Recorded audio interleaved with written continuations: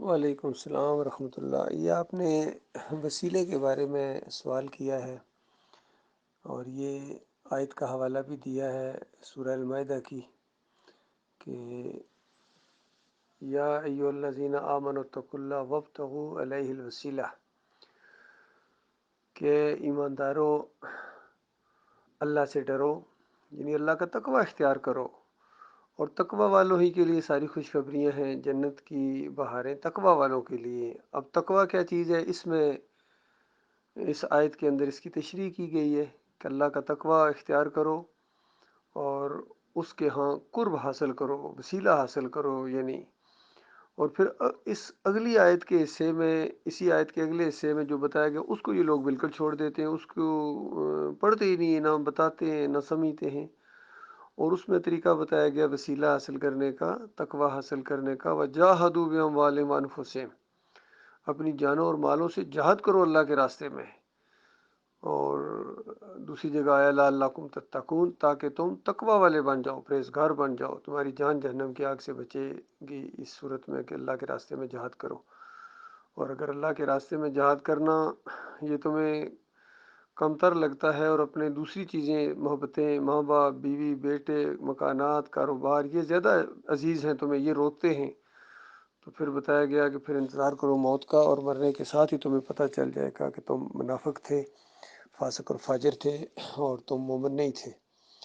تو یہ اصل میں اس طریقے سے قرآن کی بعض آیات بعض کی تشریح کرتی ہیں۔ تو اس کے نیچے یہ 3 پوائنٹ لکھے ہوئے ہیں اس پوسٹ کے نیچے، کہ یہ 3 جائز صورتیں ہیں وسیلے کی۔ پہلی، اللہ تعالیٰ کو اس کے اسماء حسنیٰ کا وسیلہ پیش کرنا، یعنی اللہ کو اس طرح کہا جائے یا اللہ الوہاب ہے، مجھے اولاد سے نوازیں، آپ کو رزاقیت کا واسطہ میرے رزق کے بند دروازے کھول دیں، آپ کو غفور الرحیم ہونے کا واسطہ مجھے معاف کر دیں۔ تو یہ اللہ کے اسماء الحسنیٰ کے ذریعے اس کو پکارنا، یہ اللہ کی رحمت کو جوش دلانا ہے۔ اور پورے قرآن میں جو دعائیں ہیں وہ اسی انداز سے بیان ہوئی، جس طرح یونس علیہ السلام کی دعا ہے لا الہ الا انت سبحانک انی کنت من الظالمین، تو اللہ کے الہ ہونے کا واسطہ دیا گیا ہے۔ اور رب حب لی من الصالحین، ربنا حب لنا من لدنک ذریۃ طیبہ انک انت السمیع الدعاء۔ تو ہر جگہ دیکھیے اللہ تعالیٰ کی جو ناموں کا وسیلہ دیا گیا ہے، تو یہ وسیلہ بالکل جائز ہے، یہ طریقہ ہے وسیلہ دینے کا، حاصل کرنے کا۔ اور دوسرا ہے اپنے نیک اعمال کا وسیلہ پیش کرنا۔ یہ بخاری کی روایت میں آیا ہے کہ 3 وہ جو غار میں پھنس گئے تھے، سامنے پتھر آ گیا تھا، تو تینوں نے اپنے اعمال یاد کیے اور ان کا وسیلہ دیا اللہ تعالیٰ کو، وہ تفصیلی حدیث آپ کو معلوم ہوگی۔ تو اپنے اعمال کا وسیلہ دینا، اس کا مطلب یہ ہوتا ہے کہ آپ اللہ تعالیٰ کو کہہ رہے ہیں کہ یا اللہ وہ جو میں نے عمل کیا تھا خالص آپ کی رضا کے لیے کیا تھا، آپ کو اکیلا معبود مان کے کیا تھا، اور اس وقت بھی میرا یہی ایمان تھا، آپ ہی کو میں نے پکارا تھا، آپ ہی کے سامنے میں نے سر جھکایا تھا، آپ ہی کی نظر و نیاز کی تھی، یعنی جو عمل میں نے کیا تھا مالک وہ آپ ہی کے لیے کیا تھا، کسی اور کے لیے نہیں کیا تھا۔ اب بھی جو میں عمل کر رہا ہوں آپ ہی کے لیے کر رہا ہوں اور آپ کو پکار رہا ہوں۔ تو اس طرح اپنے عمل کا واسطہ دینا یہ توحید ہے، خالص ایمان ہے، اور اللہ کی رحمت کو جوش دلانے والی چیز ہے۔ پھر ہوتا ہے اچھا، اس کے مقابلے میں کسی دوسرے کے عمل کا واسطہ وسیلہ دینا، کیونکہ عام طور پر یہ وسیلہ دوسرے معنوں میں جب لے جاتے ہیں اس کا الٹ ہو جاتا ہے، وہ اپنے عمل کا وسیلہ دینا بالکل جائز، عین ایمان توحید۔ اب کسی اور کے عمل کا جب واسطہ وسیلہ دیں گے تو اس کا مطلب یہ ہوگا کہ ظاہری بات ہے وہ عمل جو کسی دوسرے کا ہے آپ اس کو نیک سمجھ کے کر رہے ہیں کہ فلاں بڑا نیک ہے، بڑا پیارا ہے، تو نیک اور پیارا کس وجہ سے ہوا ہے؟ اللہ کی بندگی کی وجہ سے۔ اور اللہ کی جو انہوں نے بندگی کی ہے یا کوئی نیک اعمال کی ہے، کوئی اللہ پر احسان تھوڑے کیا ہے، بلکہ ان کے اوپر اللہ کا احسان ہوا ہے، تبھی وہ نیک بنے ہیں اور انہوں نے نیک اعمال اختیار کیے اور اللہ کے پیارے بنے، ان پر اللہ کا احسان ہوا ہے۔ تو اس طرح دوسرے کے عمل کا واسطہ دینا گویا اللہ کے اوپر دوش ڈالنا ہے، اور اپنے عمل کا وسیلہ دینا یہ اللہ کے سامنے عاجزی ہے، بندگی ہے اللہ تعالیٰ کی۔ تو لہٰذا اس طرح دوسرے کے اعمال کے ذریعے وسیلہ تلاش کرنا، یا اللہ تجھے اپنے حبیب کا صدقہ، پنجتن پاک کا صدقہ، حسن حسین کا صدقہ، یہ بالکل مشرکانہ یہ دعا ہے، اور اللہ کے غضب کو للکارنے والا یہ انداز ہے، یہ شرک ہے، بدترین شرک ہے۔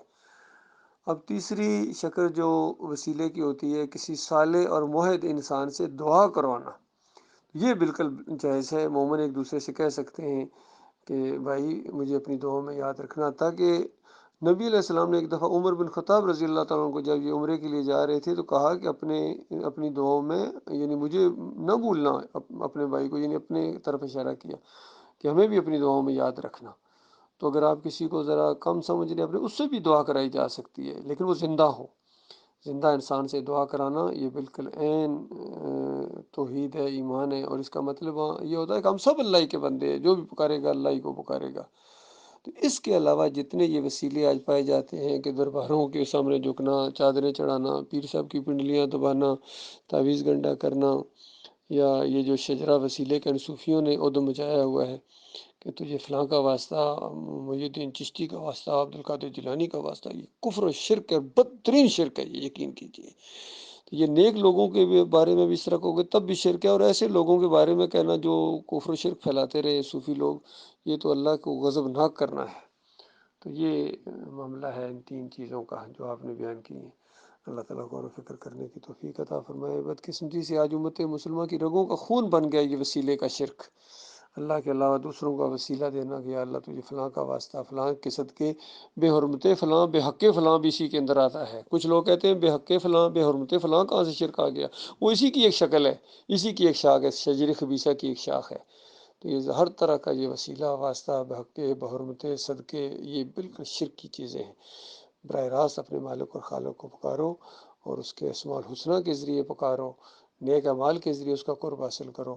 یہ طریقہ ہے صحیح قرآن کا طریقہ۔ حدیث کے اندر اسی انداز سے الوسیلہ کا ذکر آیا ہے۔ جب نبی علیہ السلام نے وہ دعا سکھائی کہ اذان، جب مؤذن اذان کہے تو اس کو دہراؤ، اور اس کے بعد نبی علیہ السلام کے اوپر صلاۃ یعنی ان کے لیے دعا کرو، اللہم صلی علی محمد، اور پھر وہ دعا پڑھو، اللہم رب ھذہ الدعوۃ التامۃ والصلاۃ القائمہ آت محمد الوسیلۃ والفضیلۃ وابعثہ مقاما محمودا الذی وعدتہ۔ تو